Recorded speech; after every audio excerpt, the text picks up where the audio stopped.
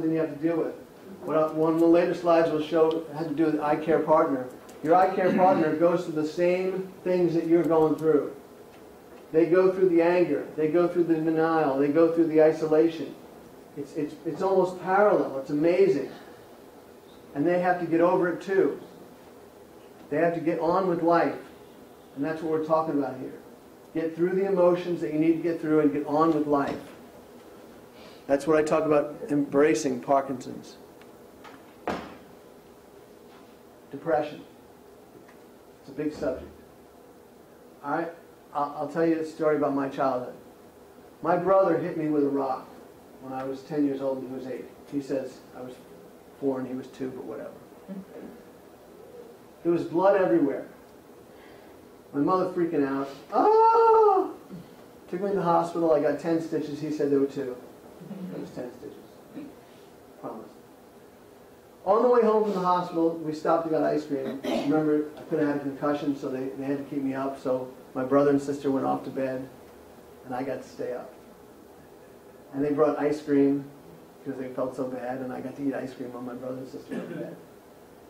And the family folklore goes that I said to them, "This is the luckiest day of my life." I got hit in the head with a rock. That's being an optimist. Well, I learned what depression was. It hit me like a brick in the face. I was driving along about 2 years after I was diagnosed with Parkinson's, and I went into the deepest, blackest hole ever. I didn't care if I lived or died. That's how bad it was. And I came out of it and I said, "Oh my goodness, what the heck was that?" And about 2 weeks later it happened again. I went to see my doctor and I got on antidepressants. There's nothing to be ashamed of. Take medication. So that's how I got over my depression. But depression is a very real thing. And if you think about it, not to depress you even further, read some of the things that happen. You go to these conferences and you look around you and you listen to speakers. Well, what I want to talk about is, if you've seen the Christmas Carol, you know that Charles Dickens, the third ghost that comes to him that night, the ghost of Christmas yet to be. He asks, Ebenezer Scrooge asks a question of him. He says, "Is this the future or the possible future?" My answer to that is, this is the possible future. You can do things to increase the quality of your life. And I'm going to discuss those. Get over it.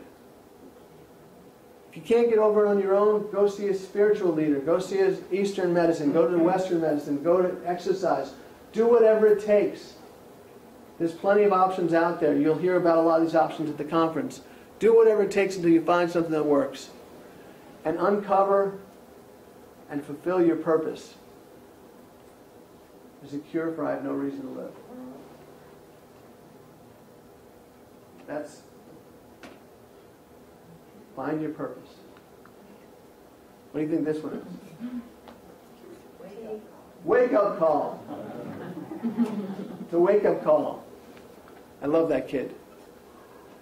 Somewhere along the way you have to find a transforming moment. For me, there were 2. The first one was I went to see a Davis Finney seminar in Tulsa, Oklahoma. And an exercise person stood up there and said, "You've got to get outside your comfort zone." Huh. That doesn't mean I have to do a drastic change in my exercise routine. I just have to get outside my comfort zone. Do something outside my comfort zone. If you get one good thing from a symposium, you've done your way ahead of the game. And that was my good thing. I went home and I got a personal trainer. Turned out to be a personal counter. That's all he was. He just counted. He was more of a professional counter. So I moved on and I found someone else. And that's when I met Bernadette. And over the last 2 years, I've lost 35 pounds. And I'm in top physical shape. Pick a day to start your new life. Let me tell you about 4 of the best. I was talking to my mom about 2 years after I got Parkinson's. And I said to her, we were having a casual conversation, and she said, "You know, John, everything happens for a reason." And I thought about it. I'm a lawyer by trade, and words mean everything. I said, you just changed your phrase. You changed it from, you used to say hundreds of times growing up, everything happens for the best. She said, well, I can't imagine that your Parkinson's is for the best. Wow. Talk about a bucket of cold water thrown in my head. It woke me up. I said, I'm going to prove to this wonderful woman that Parkinson's is for the best. And I spent the last 10 years just doing that.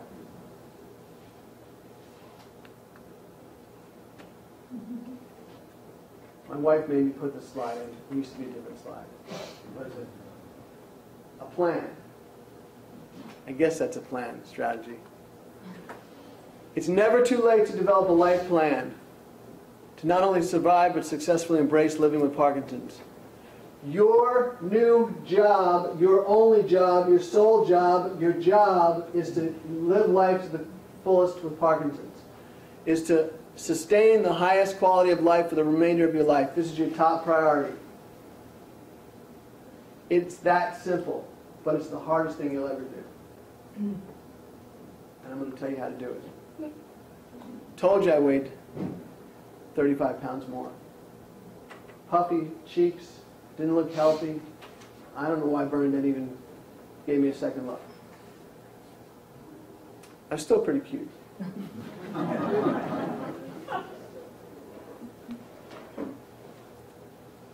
Create your plan.